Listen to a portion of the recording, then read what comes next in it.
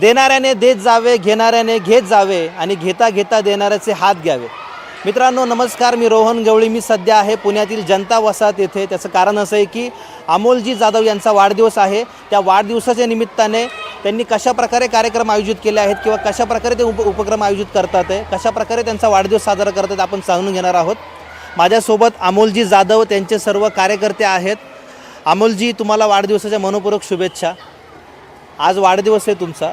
वाढदिवसाच्या निमित्ताने काय सामाजिक उपक्रम आपण आयोजित केलेले? मी दरवर्षी माझ्या वाढदिवसानिमित्त वेगवेगळ्या ठिकाणी अनाथाश्रम असू दे, वृद्धाश्रम असू दे किंवा मूकबधिर शाळा असू दे, या ठिकाणी मी दरवर्षी माझा वाढदिवस साजरा करत असतो. पण ह्यावेळी मी ठरवलं की माझा वाढदिवस आमच्या भागातील मनपा शाळेमध्ये वाढदिवस साजरा करण्यात यावा असं माझ्या मित्रपरिवाराची इच्छा होती. म्हणून आपण ह्या ठिकाणी वाढदिवस साजरा केलेला आहे. किती वर्षापासून तुम्ही सामाजिक क्षेत्रात आहात? मी वयाच्या 19व्या वर्षापासून मी सामाजिक क्षेत्रामध्ये काम करण्याची मला आवड निर्माण झाली आणि आज माझं वय 27 आहे. मी गेले 7-8 वर्ष झाले मी सामाजिक कार्यक्रम करतो. वाढदिवसानिमित्त म्हणा किंवा दिवाळीनिमित्त लहान मुलांसाठी वेगवेगळे गडकिल्ले स्पर्धा असू दे, गणेशोत्सव कार्यक्रमामध्ये महिलांसाठी खेळपैठणीचा वेगवेगळ्या प्रकारे कार्यक्रम मी माझ्या माध्यमातून घेत असतो. आज वाढदिवस आहे. आज वाढदिवसाच्या निमित्ताने काय ठरवलं?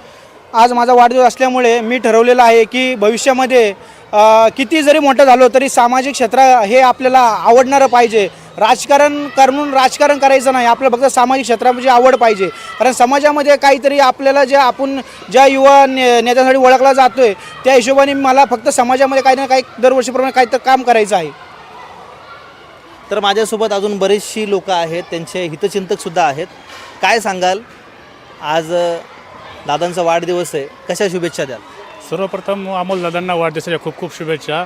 आणि अमोलदादांनी आत्तापर्यंत जे केलेले कार्य ते खूपच छान आहे.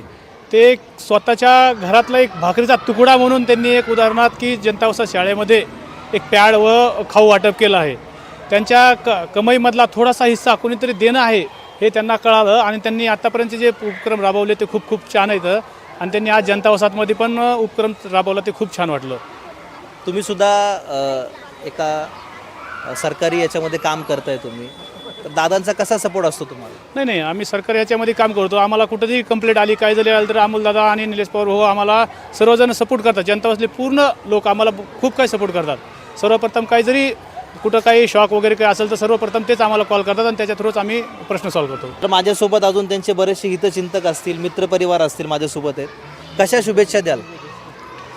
अमोल जाधव यांना वाढदिवसाच्या प्रथम मी खूप साऱ्या शुभेच्छा देतो. त्यांना आयुष्यामध्ये असंच त्यांच्या हातून कार्य घडत राहावं, लहान मुलांसाठी, शिक्षणासाठी, आणि ह्याच्यातूनच खूप साऱ्या लहान मुलं पुढं जाऊन पोलीस, PSI आणि झोपडपट्टीतले मुलं यशस्वी व्हावा हे त्यांच्या हातून घडावं. सो तीच त्यांना वाढदिवसाच्या निमित्त शुभेच्छा देतो आणि परत एकदा त्यांना एक इच्छा व्यक्त करतो की भविष्यात जे अनाथ मुलं आहेत त्यांच्यासाठी पण काय मदत करता आली तर त्यांनी करो, ही त्यांना ईश्वरचरणी प्रार्थना. थँक्यू. दादा, आपण काय सांगाल? सगळ्यांनी आपापली मतं व्यक्त केली, तुमचं वैयक्तिक मत काय? माझं वैयक्तिक मत, अमोल हा माझ्या सगळ्यात जवळचा मित्र आहे. जसं की माझा सक्का बारका भाऊ जेवढा जवळचा नाही तेवढा जवळचा माझा अमोल हा माझा मित्र आहे. मी त्याला बरेच वर्ष बघतोय. तो सर्वसामान्य कुटुंबातून आला आणि अतिशय हालाकीच्या दिवसात तरी वरती आलेला तो युवा उद्योजक आहे, याची त्याला जाणीव आहे. त्यामुळे त्याचं प्रत्येक वाढदिवसा दिवशी प्रत्येक दिवशी त्याचं असं मत असतं की मी सर्वसामान्यांसाठी काहीतरी द्यावं. म्हणजे जसं की एखाद्याचा विचार असतो की समाजाचं घेत राहावं, तसे त्याचे विचार आहेत की समाजाला देत राहावं.